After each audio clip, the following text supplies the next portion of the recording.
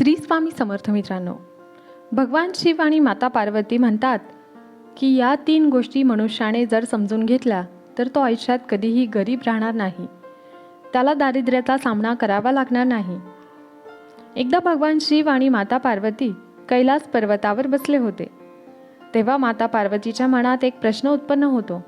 ती म्हणते की स्वामी, मनुष्य लोकात कितीतरी असे लोक आहेत जे लबाडी करून धन कमवतात, परंतु काही लोक किती प्रामाणिक असतात. कितीही वाईट वेळ आली तरी देखील ते त्यांचा प्रामाणिकपणा सोडत नाहीत. कितीही दुःख, दारिद्र्य आणि कष्ट भोगावे लागले तरी देखील ते कधीच लबाडी करत नाहीत, खोटे बोलून धन कमवत नाहीत. नेहमी अशाच लोकांना का बरे गरिबीचा सामना करावा लागतो, दुःखाचा सामना का करावा लागतो? मग असं का? खरे तर लबाड लोक दुःखी असावेत आणि चांगले लोक, सत्यवचनी लोक हे सुखी असायला हवेत. तेव्हा भगवान शिव म्हणाले, या बाबतीत मी तुला एक कथा सांगतो. याच्यातून तुला तुझ्या सर्व प्रश्नांची उत्तरे मिळतील. मनुष्याने जर या 3 गोष्टी आत्मसात केल्या तर तो कधीच गरीब राहू शकत नाही. परंतु मनुष्य या 3 गोष्टींकडे कधीच लक्ष देत नाही आणि म्हणूनच तो नेहमी गरिबीचा सामना करतो, त्याला दारिद्र्याचा सामना करावा लागतो. त्याबद्दल एक कथा ऐक. एका गावामध्ये एक गरीब ब्राह्मण राहत होता. ब्राह्मणाच्या घराच्या जवळ एक जुने वडाचे झाड होते आणि त्याच झाडावरती नीलकंठ पक्षी आपल्या पत्नीसोबत राहत होता. नीलकंठ पक्षी आणि त्याची पत्नी दोघेही खूपच बुद्धिमान होते आणि ब्राह्मण हा खूपच साधा भोळा आणि सत्याच्या मार्गावरती चालणारा माणूस होता. त्याच्या जीवनात नेहमीच धनाचा अभाव होता, कारण सत्याच्या मार्गावर तो चालत असल्यामुळे त्याला चुकीच्या पद्धतीने एकही पैसा कमवायचा नव्हता. तो एवढा प्रामाणिक होता. मग जीवनात कितीही दुःख आले तरी सत्याचा मार्ग तो कधीच सोडत नव्हता. ब्राह्मण गरिबीत आपलं आयुष्य काढत होता. तो आपल्या कुटुंबाचा उदरनिर्वाह व्यवस्थित करू शकत नव्हता. पण ब्राह्मण नीलकंठाच्या जोड्याची मात्र खूप काळजी घेत होता. त्यांना खाण्यासाठी वेळेवरती भोजन देत असे आणि पिण्यासाठी वेळेवर पाणी ठेवत असे. त्या ब्राह्मणाच्या मनात पक्ष्यांप्रती खूपच दया होती. झाडावरती राहत असलेला नीलकंठ पक्षी आणि त्याची पत्नी त्या ब्राह्मणावरती खूपच खुश होते, कारण त्या दोघांनाही स्वतःसाठी भोजन शोधण्यासाठी कुठेही जंगलामध्ये भटकावे लागत नव्हते. तो ब्राह्मण त्याच्यासाठी जेवण आणि घरट्याजवळ ठेवत असे. एके दिवशी नीलकंठ आपल्या पत्नीला म्हणाला, हा ब्राह्मण मनाने किती चांगला आहे, किती सेवा करतो आपली, पण हा आवश्यकतेपेक्षा खूपच जास्त साधा भोळा आहे आणि त्याच्या या भोळ्यापणामुळे त्याने स्वतःचा आत्मविश्वास हरवला आहे. तो आपल्या कुटुंबाचे उदरनिर्वाह व्यवस्थित करू शकत नाही. त्याच्या आयुष्यात खूपच कष्ट आहे. तेव्हा नीलकंठाची पत्नी म्हणते, या जगात ज्याच्यावरचे दुःख येते त्याचे जगणे अगदी अवघड होऊन जाते. पहिलं दुःख आहे पत्नीचा वियोग, दुसरं दुःख आहे आपल्याच माणसांनी केलेला अपमान, तिसरं दुःख आहे राहिलेल्या कर्जाला फेडू न शकणे, चौथं दुःख आहे दृष्ट राजाची सेवा करावी लागणे, 5वे दुःख आहे दृष्ट पुरुषाची मैत्री करणे, 6वे दुःख आहे गरिबीतच आपलं जीवन जगणे. या सर्व दुःखांमुळे मनुष्याचे शरीर अग्नीशिवाय जळत असते. ब्राह्मणाला अत्यंत दुःखात आणि चिंतेत पाहून एके दिवशी नीलकंठ आणि त्याची पत्नी दोघेही विचार करतात, आपल्याला या ब्राह्मणाची काहीही करून मदत करायला हवी. बिचारा ब्राह्मण आपल्यासाठी एवढं काही करतो, याच्यासाठी आपल्याला काहीतरी करायलाच हवे, म्हणजे या ब्राह्मणाचं आणि त्याचे कुटुंबाचे जीवन सुखात व्यतीत होईल. रात्रभर दोघांनी विचार केला आणि दुसऱ्या दिवशी नीलकंठ आणि त्याची पत्नी ब्राह्मणाला म्हणाले, हे ब्राह्मण देवता, तुम्ही राजाकडे जा आणि राजाला सांगा की मला तुमच्या इथे काहीतरी काम द्या. जी समस्या कोणीच सोडवू शकत नाही ती समस्या मी सोडविल. तू जेव्हा असं राजाला बोलशील तेव्हाच राजा तुला कामावरती ठेवण्यास तयार होईल आणि जेव्हा तुला राजा वेतनासाठी विचारेल तेव्हा तू राजाला रोज 100 सोन्याची नाणी माग. ब्राह्मण म्हणाला, मी एवढा बुद्धिमान आणि हुशार नाही की मी राजाची प्रत्येकच समस्या सोडवू शकेल, पण तुम्ही दोघं म्हणत असाल तर मी राजाकडे जातो. एवढं म्हणून ब्राह्मण तिथून निघून गेला. दुसऱ्या दिवशी गरीब ब्राह्मण राजाच्या दरबारात पोहोचला. जसं त्या दोन्ही पक्षांनी त्याला सांगितलं होतं अगदी तसंच ब्राह्मण राजाला बोलला.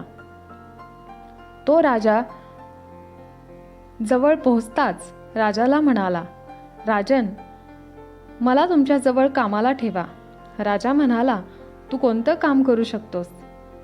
तुमची जी पण समस्या दुसरे कोणी सोडवू शकत नाही त्या सगळ्या समस्या मी एका क्षणात दूर करेल. राजा म्हणाला, तू त्याच्या बदल्यात काय घेणार? तुला किती वेतन हवं आहे? ब्राह्मणाने वेतनाच्या स्वरूपात रोज 100 सोन्याची नाणी मागितली. राजा मात्र आश्चर्यचकित झाला. राजा म्हणाला, 100 सोन्याची नाणी? आमच्या दरबारात तर मंत्र्यालाही मिळत नाहीत आणि तुला 100 सोन्याची नाणी हवी आहेत. ब्राह्मण म्हणाला, तो महाराज, 100 सोन्याच्या नाण्यापेक्षा मी एकही नाणं कमी घेणार नाही. तिथे उभा असलेला मंत्री ब्राह्मणाला पाहत होता. त्याचे रंग रूप सावळे होते, शरीर खूपच अशक्त होते. त्या ब्राह्मणाने मळलेले जुने फाटलेले कपडे घातले होते. त्याचा चेहरा सांगत होता की तो ब्राह्मण किती गरीब आहे आणि किती प्रामाणिक आहे आणि कशा प्रकारे तो आपलं जीवन जगत आहे. मंत्री राजाला म्हणाला, महाराज, तुम्ही 100 सोन्याची नाणी वेतन देऊन याला कामावरती ठेवा. हा ब्राह्मण गरीब आहे पण 100 सोन्याची नाणी मागत आहे, म्हणजे नक्कीच याच्यामध्ये काही ना काही विशेष गुण असतील. राजा म्हणाला, मंत्री, मी जर याला 100 सोन्याची नाणी देऊन कामावरती ठेवले तर दुसऱ्यांवर हा अन्याय होईल. आमचे जुने दरबारी आहेत, ते देखील एवढे पैसे मागत नाहीत. त्यांना मी इतके पैसे देत नाही. महाराज, हा ब्राह्मण 100 सोन्याची नाणी मागण्याचा हट्ट करत आहे, म्हणजे याच्यात काहीतरी विशेष गुण नक्कीच असतील. याचा चेहरा पाहून तुम्ही कोणताही निर्णय घेऊ नका. मंत्र्याच्या आग्रहावरून राजाने त्या ब्राह्मणाला आपल्या येथे कामावरती ठेवण्यास तयार झाला. राजा म्हणाला, ठीक आहे, तो आजपासून आमच्या इथे कामावरती राहा. मी तुला याबद्दल 100 सोन्याची नाणी देत जाईल. संध्याकाळी राजाने त्या ब्राह्मणाला 100 सोन्याची नाणी दिली. ब्राह्मण सोन्याची 100 नाणी घेऊन आपल्या घरी आला. त्याने ती सोन्याची नाणी आपल्या पत्नीला दिली. त्याच्या पत्नीने आज पहिल्यांदाच एवढं धन पाहिलं होतं. पत्नी म्हणाली, तुम्ही एवढी सोन्याची नाणी कुठून घेऊन आलात? तर ब्राह्मण म्हणाला, अगं घाबरू नकोस, मी ही सोन्याची नाणी कुठून चोरून आणलेली नाहीत. मी नीलकंठ आणि त्याच्या पत्नीने सांगण्यावरून राजाच्या दरबारात गेलो होतो आणि राजाला 100 सोन्याची नाणी वेतन म्हणून मागितली. मी राजाला म्हणालो, जी कोणी समस्या सोडवू शकत नाही ती समस्या मी सोडवेल, म्हणून राजाने मला 100 सोन्याची नाणी देऊन कामावरती ठेवले आहे. पण जर कोणते काम आले तर मी त्याला कसे सोडवू? जेव्हा तिथे आज असलेला नीलकंठ पक्षी हसत म्हणाला, ब्राह्मण देवता, तुम्ही घाबरू नका. देणारा तर ईश्वर आहे, त्याने दिले आहे तर मार्गही तोच दाखवेल. मग माता पार्वती म्हणाली, आता तर ब्राह्मण देव खूपच श्रीमंत होणार आणि मग तोही दुष्कर्म करायला चालू करणार. तेव्हा भगवान शिव म्हणाले, नाही देवी पार्वती, प्रत्येक व्यक्ती धन मिळाल्यावर दुष्कर्मच करतो असे नाही. त्या ब्राह्मणाला स्वतःवर कसलाच गर्व नव्हता. तो त्याचे सगळे श्रेय नीलकंठ पक्षाला देत होता की नीलकंठ पक्षामुळेच मला हे आज धन मिळत आहे. ब्राह्मण नीलकंठ आणि त्याची पत्नीवरती खूपच खुश होता. आता ब्राह्मण राजाच्या दरबारात रोज 100 सोन्याची नाणी त्याला मिळू लागली. ब्राह्मण ती नाणी घेऊन आपल्या पत्नीला देत होता. ब्राह्मणाच्या पत्नीने पहिल्यांदा त्या नाण्यांपासून आपल्याला रोजच्या ज्या गरजा होत्या त्या सगळ्या गरजा पूर्ण केल्या आणि राहिलेल्या पैशाचं काय करायचं असा विचार करू लागली. म्हणून ब्राह्मणाच्या पत्नीने नीलकंठ आणि त्याच्या पत्नीला विचारले की या राहिलेल्या पैशाचं काय करायचं? हवे असतील तर तुम्ही घ्या, यावरती तुमचा अधिकार आहे. तेव्हा ते दोन्ही पक्षी म्हणाले, या पैशाचा उपयोग तुम्ही गरिबाच्या कल्याणासाठी करा. या पैशांचा उपयोग उपकारासाठी करा. ब्राह्मण गरिबांना जेवण खायला देऊ लागला. जंगलात राहणाऱ्या पशुपक्ष्यांसाठी त्याने पाण्याची व्यवस्था केली. गरीब मुलांसाठी गुरुकुल सुरू केले. अशा प्रकारे ब्राह्मणाद्वारे नीलकंठ आणि त्याची पत्नीने नगरामधील प्रत्येक असहाय्य माणसाची मदत करायला सुरुवात केली. दुसरीकडे राजा महाराज ब्राह्मणाला पाहून जे दुसरे दरबारी होते ते सगळे त्याचा द्वेष करू लागले, कारण त्याला एवढे वेतन मिळत होते. दुसरे दरबारी नेहमी विचार करत होते, मंत्र्याच्या मूर्खपणामुळे हा ब्राह्मण रोज राजाकडून 100 सोन्याची नाणी घेऊन जातो. राजाने अजून त्याच्याकडून 100 सोन्याच्या नाण्याचं काम देखील करून घेतलेलं नाही. आता एके दिवशी त्या ब्राह्मणाच्या परीक्षेचा दिवस आला. राजाच्या दरबारात एका शेजारच्या देशाचा दूत आला. तो म्हणाला, महाराज, जर तुम्ही आमच्या 2 प्रश्नांची उत्तरं दिली तर आमचे महाराज याचे अर्ध राज्य तुम्हाला देतील, नाही तर तुम्हाला तुमचे अर्ध राज्य आमच्या महाराजांना द्यावे लागेल. आणि जर तुम्ही त्यांचा हा प्रस्ताव फेटाळला तर ते तुमच्या राज्यावरती आक्रमण करतील. त्या दूताचं बोलणं ऐकून राजा चिंतेत पडला. राजा विचार करू लागला की दुसऱ्या राज्याचा राजा त्याचा प्रस्ताव स्वीकारला नाही तर व्यर्थ रक्तपात होईल, विनाकारण लढाई होईल. असा विचार करून राजा दूताला म्हणाला, तू तुझ्या राजाचे दोन्ही प्रश्न आम्हाला सांग तरी पहिले. एवढे म्हणताच त्या दूताने एक पालखी मागवली आणि त्या पालखीमध्ये 3 मूर्त्या ठेवल्या होत्या. त्या बाहेर काढल्या. तिन्ही मूर्त्या दिसायला एकसारख्या होत्या. दूत म्हणाला, महाराज, आमच्या महाराजांचा पहिला प्रश्न असा आहे की या तिन्ही मूर्तीमधील सर्वात श्रेष्ठ मूर्ती कोणती आहे? हे ऐकून राजा आणि राजाच्या दरबारातील सगळे लोक विचारात पडले.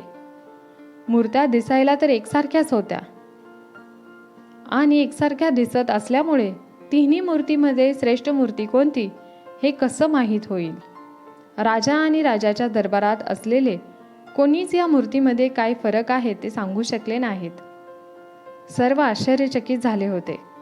अचानक मंत्र्याला आठवलं की आपण एका ब्राह्मणाला 100 सोन्याची नाण्याचे वेतन देऊन कामावरती ठेवले आहे आणि तो म्हणालाही होता, जर कोणत्याही प्रश्नाचे उत्तर मिळाले नाही तर ते मी देईल.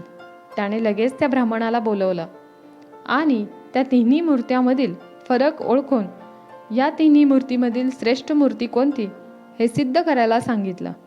बिचारा साधा बोळा ब्राह्मण मूर्ती पाहून आश्चर्यचकित झाला. या तिन्ही मूर्तीमधील अंतर मला कसं काही माहीत होईल याचा विचार करू लागला. जर सांगितलं नाही तर नोकरी जाईल.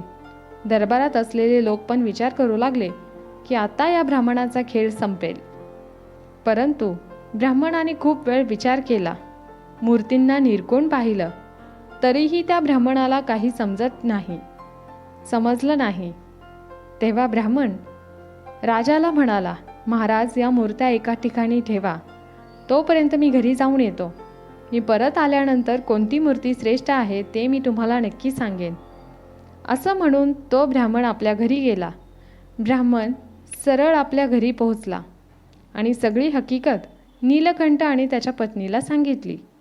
नीलकंठ पक्षी म्हणाला, ब्राह्मण देवता, तिन्ही मूर्त्या जर दिसायला एकसारख्या आहेत तर मग त्यांच्यात जो फरक आहे तो त्यांच्या आतमध्ये असणार आहे.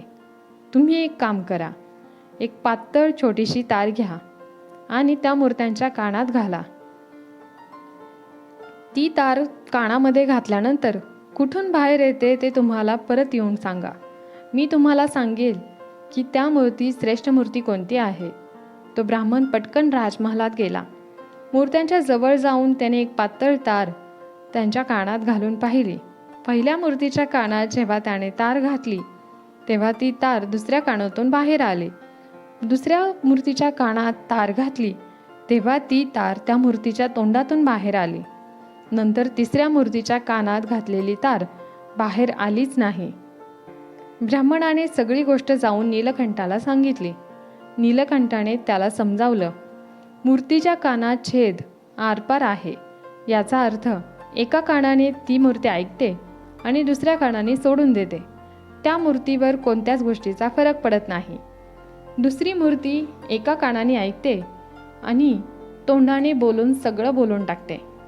तिसरी मूर्ती आहे ती एका कानाने ऐकते आणि आपल्या पोटामध्ये लपवून ठेवते. तिसरी मूर्ती त्या तिन्ही मूर्तींमध्ये सर्वात श्रेष्ठ आहे. जो मनुष्य सर्वांचं ऐकतो आणि आपल्या पोटात ठेवतो, कोणालाच सांगत नाही आणि योग्य वेळ येताच त्याला उपयोगात आणतो, तोच मनुष्य सर्वात बुद्धिमान मानला जातो. नीलकंठाने जसं सांगितलं अगदी तसंच ब्राह्मणाने जाऊन राजाला सांगितलं. मग दुसऱ्या देशाचा राजा या उत्तराने खूप संतुष्ट झाला. ब्राह्मणाच्या उत्तराने दरबारातले सगळे लोक अत्यंत प्रसन्न झाले आणि ब्राह्मणाचा जय जयकार केला. नंतर त्या दूताने दुसरा प्रश्न विचारला. तो म्हणाला, लक्षपूर्वक ऐका. असा कोणता व्यक्ती जो मृत्यूमुळे जिवंत आहे? आणि दुसरं म्हणजे लोक जिवंत असल्यामुळे दुसरा व्यक्ती जिवंत राहतो. ब्राह्मण प्रश्न ऐकून परत नीलकंठ पक्षाजवळ गेला. त्याच्या पत्नीजवळ आला. यावेळी नीलकंठ म्हणाला, हे ब्राह्मण देवता, याचे उत्तर एक तुम्ही आहात आणि दुसरे उत्तर आहे वैद्य. जेव्हा व्यक्ती मरतो तेव्हा त्याच्या अंतिम विधीपासून ते श्राद्धपर्यंत काम पंडिताला करावे लागते. दक्षिणा घेऊन तो आपला उदरनिर्वाह करतो. त्यामुळे तो मृत्यूमुळे जिवंत आहे. आणि वैद्य मृत्यूच्या दिशेने जाणाऱ्या आजारी व्यक्तीला जिवंत ठेवून आपलं पोट भरतो. ब्राह्मण राज दरबारात जाऊन हेच उत्तर राजासमोर ठेवतो. उत्तर ऐकून सगळ्यात ब्राह्मणाचा जय जयकार होऊ लागला. मग राजाला अर्धराज्य मिळालं. सगळ्या नगरात ब्राह्मणाचा मान सन्मान वाढला. भगवान शिव म्हणाले, अशा प्रकारे ब्राह्मणाने राजावर आलेला युद्धाचा प्रसंग टळवला. त्यामुळे राजा त्या ब्राह्मणावर खूपच खुश झाला. परंतु राजा विचारात पडला की ब्राह्मण प्रश्न ऐकून आपल्या घरी का जात होता? नक्कीच काहीतरी कारण असेल. राजाने विचारलेल्यानंतर ब्राह्मणाने म्हणाला, ब्राह्मण, त्याच्या घराजवळ एक वडाचे जुने झाड आहे आणि त्या झाडावरती एक नीलकंठ पक्षाचा जोडा राहतो. ते दोघीही पती पत्नी खूप बुद्धिवान आहेत, असं राजाला ब्राह्मण म्हणाला. आणि त्यांच्या सांगण्यानुसार मी तुमच्या इथे नोकरी करत आहे आणि त्या दोघांनी या प्रश्नाचे उत्तर मला सांगितले. हे ऐकून राजा खूपच प्रसन्न झाला. राजाने नीलकंठाला आणि त्याच्या पत्नीला राजवाड्यात बोलवलं आणि त्यांना म्हणाला, तुम्हाला हे ज्ञान कुठून प्राप्त झाले? तेव्हा ते दोन्ही पक्षी हसून म्हणाले, महाराज, आम्हाला हे ज्ञान याच ब्राह्मणाकडून मिळाले आहे. त्याच्याच घरात आम्ही राहतो. हा ब्राह्मण खूपच विद्वान आहे, खूप प्रामाणिक आहे. यांनी शास्त्राचा खूप अभ्यास केला आहे. जेव्हा हा ब्राह्मण शास्त्राचा अभ्यास करण्यासाठी बसत होता तेव्हा आम्ही झाडावरती बसून सगळं ऐकत होतो आणि त्यांच्या कृपेमुळे आमच्यामध्ये एवढी बुद्धी आलेली आहे. महाराज, हा ब्राह्मण खूपच साधा भोळा आहे. याच्यामध्ये आत्मविश्वास नव्हता. हा आयुष्यभर आपल्या भोळेपणामुळे गरिबीचे दुःख सहन करीत होता. यावेळी यांनी आमचा सल्ला मानला आणि ते सफल झाले. तेव्हा भगवान शिव माता पार्वतीला म्हणाले, जो व्यक्ती आपल्या जीवनामध्ये या 3 गोष्टी आत्मसात करेल तो आपल्या जीवनात गरिबीला कायमचा मिटवू शकेल. सगळ्यात पहिली गोष्ट म्हणजे मनुष्याने स्वतःचा आत्मविश्वास कधीच हरवला नाही पाहिजे. कारण जो व्यक्ती आपलाच विश्वास हरवतो तो कधीच आयुष्यात काही करू शकत नाही. त्याचं सगळं आयुष्य गरिबच राहून जाते आणि त्याच्याजवळ आत्मविश्वास असतो तेव्हा तो व्यक्ती नेहमी आपल्या आयुष्यात प्रगती करतो. त्याच्या आयुष्यातून गरिबी समाप्त होते. दुसरी गोष्ट म्हणजे ज्या प्रकारे सुगंधाशिवाय फुलाचे काहीच मूल्य नाही आणि पाण्याशिवाय नदीला काहीच मूल्य नाही, अगदी तशाच प्रकारे ज्ञानाशिवाय मनुष्याचे काहीच मूल्य नाही. म्हणून व्यक्तीला ज्ञानाचे अध्ययन करायला हवे. कारण ज्ञान आत्मसात केल्याशिवाय व्यक्ती आपल्या गरिबीला मिटवू शकत नाही.